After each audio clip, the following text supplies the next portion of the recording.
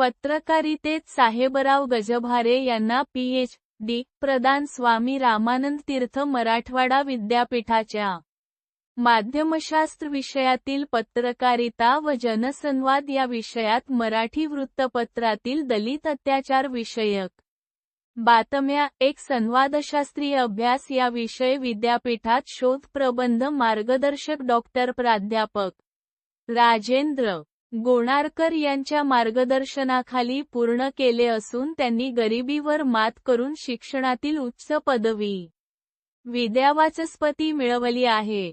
त्यांच्या यशाबद्दल मित्रपरिवार यांच्याकडून अभिनंदनाचा वर्षाव होत आहे. या मौखिक परीक्षेचे बहिष्ठ परीक्षिका डॉक्टर प्राध्यापक रेखा शेळके, एम.जी.एम. पत्रकारिता संचालिका संभाजी नगर यांची प्रमुख उपस्थिती होती.